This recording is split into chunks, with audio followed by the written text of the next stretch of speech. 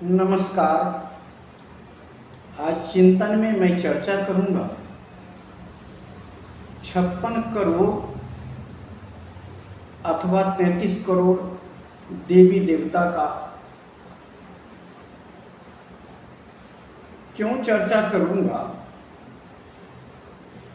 कि हमारे ही देश में ये 56 करोड़ देवी देवता क्यों हैं। दूसरे देशों में ये देवी देवता क्यों नहीं जा रहे हैं, हमारे देश में ही क्यों है। और जब हमारे ही देश में 56 करोड़ देवी देवता है तो हमारे देश के जनता दुखी, परेशान, भूखा, नंगा क्यों है। सवाल तो उठता ही है कि 56 करोड़ देवी देवता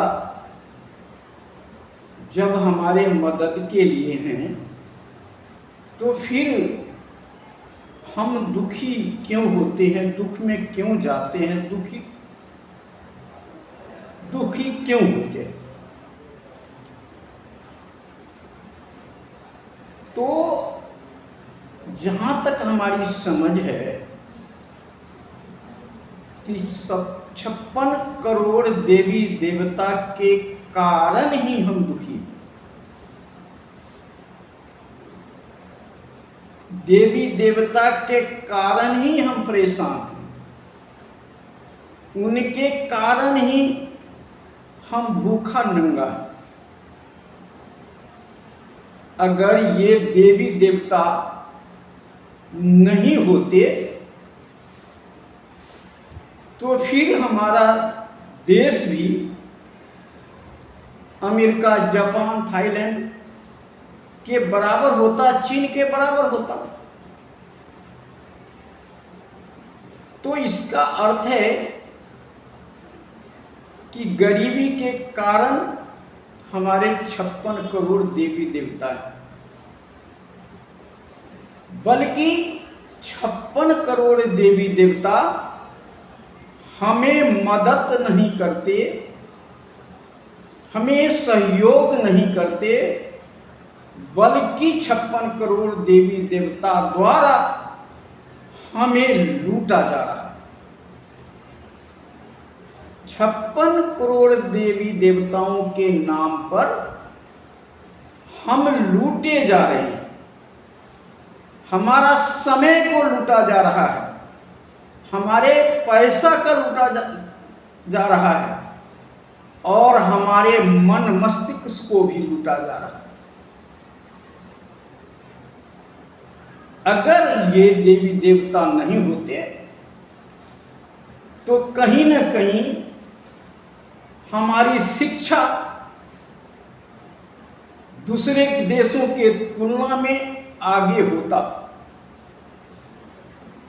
हमारा देश के सभी जनता पढ़ी लिखी होती। अगर समय नहीं बर्बाद किया होता तो उस समय को सदुपयोग किया होता तो अर्थ भी कमाता और जो मानसिक विकास करना था वो भी विकास करता और पैसा भी कमाता। जब पैसा कमाता, समय बचाता तो वह विकास के रास्ते पे जाता, पढ़ाई के रास्ते पे जाता, उनके बच्चे डॉक्टर, इंजीनियर बनते और हमारा देश तरक्की करता। आज मनुष्य को 365 दिनों में 100 दिन, 100 दिन देवी देवता को सेवा में चला जाता है। देवी देवता को नाम लेने में, देवी देवता को पूजा करने में, देवी देवता को दर्शन करने में अनेक प्रकार के पूजा पाठों के माध्यम से हमारे बच्चे का और हमारा भी 100 दिन का समय बर्बाद होता है। इस 100 दिनों को अगर आपने बचा लिया होता तो आपके शिक्षा का विकास हो गया होता, 100 दिन की पढ़ाई बच्चे को बच जाता तो आपके बच्चे का मानसिक विकास होता, और 100 दिन बचा लेते, आर्थिक रूप से बचाते तो आपके शारीरिक भी विकास होता, और मानसिक विकास और शारीरिक विकास होने के बाद आपको फिर राजनीतिक भी विकास होता। आज 56 करोड़ देवी देवता के कारण आपका मानसिक विकास ठप पड़ा हुआ है, शारीरिक विकास ठप पड़ा हुआ है, राजनीतिक विकास तो है ही है नहीं। तो इसके मूल में 56 करोड़ देवी देवता। तो क्या मैं देवी देवता को नहीं मानूं? ऐसा मैंने कभी नहीं कहा, लेकिन 56 करोड़ देवी देवता को मत मानो। देवी देवता नाराज हो जाएंगे अगर नहीं मानेंगे तो आपने उनको चढ़ावा चढ़ा करके, पैसा चढ़ा के, समय चढ़ा के खुश ही कहां कर पाए हो आज तक। आज तक जब तुम्हारे पूर्वज नहीं खुश कर पाए, उनके पूर्वज खुश नहीं कर पाए, आपके माता पिता खुश नहीं कर पाए, तो तुम उनको क्या खुश कर पाओगे? तो 56 करोड़ देवी देवता को कभी भी आप खुश नहीं कर सकते, लेकिन उनको चढ़ावा चढ़ा करके अपना धन बर्बाद कर सकते हो, समय बर्बाद कर सकते हो। अगर देवी देवता हैं, फिर चढ़ाना किसको है, देना किसको है, नाम किसको लेना है? तो देवता, ये देवी देवता आप कहते हो, देवता का अर्थ होता है देने वाला। देवता का अर्थ होता है देने वाला। जो आपको दिया है वह देवता, जो आपको दे रहा है वह देवता। तो क्या ये 56 करोड़ देवी देवता आपको क्या दिया है? आपके पीढ़ी को क्या दिया है? आपको क्या दे रहा है? तो 56 करोड़ देवी देवता का अगर कुछ दिया हुआ है तो आप बताइए। अगर नहीं दिया हुआ है तो आपको कौन दिया है, किसका दिया हुआ है? तो आप जो देने वाला है, अगर जन्म देने वाला है तो माता पिता ने जन्म दिया है, और प्रथम गुरु भी माता पिता है। धन भी देने वाला है तो माता पिता है, शिक्षा भी दिलाने वाला है तो माता पिता है, शिक्षा देने वाला है तो गुरु है। तो देवता माता पिता और गुरु के अलावा कोई देवता नहीं।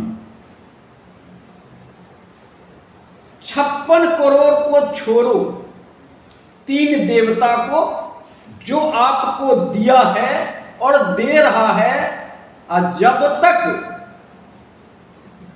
ये तीनों रहेगा तब तक आपको देता रहेगा। यह हमेशा देता रहेगा, लेगा कुछ भी नहीं, देता रहेगा। तो जो प्रत्यक्ष रूप से दे रहा है वही देवता है। जो परोक्ष रूप से भी नहीं देता है, प्रत्यक्ष रूप से तो देता ही नहीं है, अब परोक्ष रूप से भी नहीं देता है, जिसका कोई देने का कोई जगह मिला ही नहीं है, दिया ही नहीं किसी को। आपके जो भी दादा परदादा जमीन दे गए, पैसे दे गए, घर दे गए, शिक्षा के लिए पैसे जुगाड़ किए, उसके बाद जो दादा परदादा कर रहे हो, तो उसके बाद आप भी अपने बच्चे के लिए वही करोगे, आप भी बच्चे के लिए वैसे ही करोगे। तो ये देने वाला तो कहीं ना कहीं माता पिता है। अगर आपने 56 करोड़ देवी देवता को मान लिया, तो माता पिता को जो किया है उस पर आपने पानी फेर दिया। जो कि आपको सब कुछ दिया है और उसके लिए एक लोटा जल नहीं है, एक गिलास दूध नहीं है, खाने की कटोरा नहीं है, पहनने की कपड़ा नहीं है, रहने की घर नहीं है, लेकिन देवी देवता को चढ़ाने के लिए आपके पास पैसा भी है, समय भी है, सब कुछ। तो जहां तक हमने सोच रहा हूं कि 56 करोड़ देवी देवता के फिराक में ही हमारा समाज, हमारा परिवार आज गरीब है, और अगर ऐसा ही 56 करोड़ देवी देवता के आगे झुकते रहोगे तो आगे भी गरीब रहोगे। अगर सबका दाता एक राम, अगर सबको ईश्वर एक हैं, तो मुसलमान हमारे देवी देवता का पूजा नहीं करता, क्रिश्चियन नहीं करता, तो सरदार नहीं करते, तो क्या हमारे देवी देवता नाराज हो गए हैं उनके ऊपर? नाराज हो रहे हैं। नाराज होकर के भी वो क्या कर रहे हैं? गाय हमारी माता है और दूसरा गाय को काट के खाता है, तो गाय क्या करता है? वो देवी देवता क्या करता है? जिसको हम गाय को देवी देवता मान रहे हैं, उसको कोई नुकसान कर रहा है? कोई नुकसान कर दिया आज तक? जो नहीं मान रहा है उसको कोई नुकसान हो गया? बल्कि जो नहीं मानता है वो आज तक फायदे में है, जो मानता है वो नुकसान में। तो सर्वप्रथम देवता, माता पिता और गुरु को मानो। उसको जैसे भी करना, उसको कैसे खुश रखना, उसको परेशानी से कैसे बचाना। आप कितनहु 56 करोड़ देवी देवता के पूजा करने के बाद भी आपकी मन की शांति नहीं आएगी, मन में शांति नहीं मिटेगी, शांति नहीं आएगी, दुख नहीं मिटेगा। चाहे आपके पास कितना धन हो जाए, कितना भी पैसा हो जाए, कितना भी संसाधन हो जाए, लेकिन आपकी मानसिक तनाव बढ़ेगा, शांति नहीं आएगी, दुख नहीं जाएगा।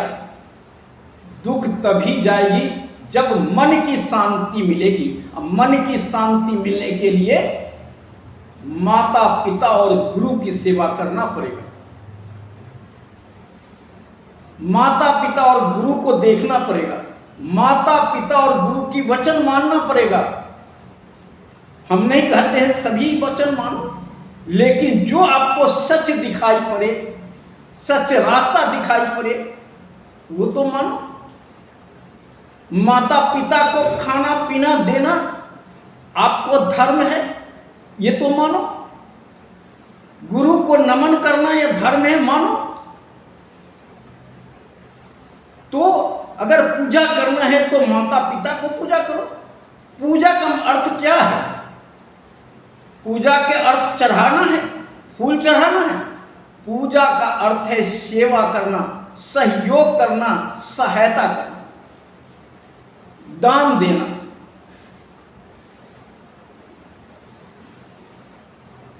प्रेम करना, दया करना, करुणा रखना, ये पूजा का अर्थ है। मानव मानव से प्रेम करना, समाज से प्रेम करना, देश से प्रेम करना, परिवार से प्रेम करना, अपने बच्चे से प्रेम करना, माता पिता को सम्मान करना, गुरु को सम्मान करना, आदर करना, यही तो पूजा है। तो यहां तो पूजा का अर्थ हम गलत लगा रहे हैं, हम गलत रास्ते पे जा रहे हैं। तो कहीं ना कहीं आज तक तो हम भटक ही रहे हैं, आगे भी भटकेंगे। आज भटकने की रास्ता आपने खुल दिया। आज जो जिसको पूजा करते हो, जिससे पूजा करवाते हो, उसके आचरण को देखो। मीट मुर्गा शराब दारू पी रहा है, खा रहा है, तो उसको देख करके तुम भी करोगे, तुम्हारे बच्चे भी करेंगे, तुम्हारे परिवार भी करेगा। क्योंकि आप जो बच्चे को सिखाते हो वह बच्चे कभी सीखता नहीं है। जो आपको देखता है वही बच्चे करता है। तो जो पंडितों को देखोगे, मंदिर में पंडित टीका लगा के आ जाता है, लेकिन उसके बाद वह क्या क्या करता है वह सब आप देख रहे हो, तो आप भी वैसे ही करोगे। तो इसलिए जो दिखता है, जो देखता है, वही सीखता है। वही हम सीख रहे हैं, हमारा बच्चा भाई वही सीख रहा है। लेकिन हम बच्चे को सिखाने की अच्छा कोशिश करते हैं, लेकिन हम अच्छा करते नहीं हैं, अच्छे रास्ते पर चलते नहीं हैं। तो कहीं ना कहीं हमें अपन अंदर आत्मा को झांकना पड़ेगा। और जब अंदर झांकेंगे तो आपको 3 देवी देवता मिलेंगे, माता पिता गुरु। इसके सिवा आपको कहीं भटकने की जरूरत नहीं है, कहीं भी जाने की जरूरत है। यह मानव मात्र जो है यही देवी देवता है, जो प्रत्यक्ष रूप में दिखाई पड़ता है। न ऊपर न नीचे कोई देवी देवता नहीं है, न कोई ईश्वर है। आप की जिंदगी में जो अच्छाई चल रहा है वही स्वर्ग है, और जो गलत हो रहा है वही नरक है। जो गलत हमसे हो रहा है वो नरक के तरफ जा रहा है, जो अच्छाई के तरफ जा रही है वह स्वर्ग तरफ जा रहे हैं। खुशी उल्लास के साथ हम परिवार के साथ रहते हैं, वह स्वर्ग की जिंदगी है। हो हल्ला गाली गलौज से जिंदगी बिताते हैं, यही नरक है, इसके सिवा कुछ नहीं है। तो हम कहेंगे आपको 56 करोड़ देवी देवता से दूरी बनाना है। हम नहीं कहते हैं कि उन्हें अवहेलना करना है, नहीं करना है। हमें उनसे दूरी बनाना है। हम उनके प्रति अपशब्द नहीं कहना है, किसी के प्रति हम अपशब्द, किसी धर्म के प्रति भी अपशब्द नहीं करना है, न बोलना है। लेकिन अपने आप को बचाना तो है। अपने आप को बचाने के लिए हमें तो कहना तो है, अपने बालक को समझाना तो है, अपने परिवार को बताना तो है कि रास्ता आपका क्या है। रास्ता कहाँ भटक रहे हो। इसलिए अगर रास्ता भटक रहे हो तो सही रास्ते पे आ जाओ। जीवन को सुधारना है, आगे बढ़ाना है, आगे जाना है, तो सही रास्ते पे चलोगे तभी तो सुख शांति मिलेगा। गलत रास्ते पे चलोगे तो सब कुछ गलत होगा। इसलिए रास्ता जो सही दिखाई पड़े उसी रास्ते पे चलो, चाहे देर भी लगे, लेकिन रास्ता सही होगा तो मंजिल जरूर मिलेगा। आज इतना ही। जय हिंद, जय भारत, नमो बुद्धाय।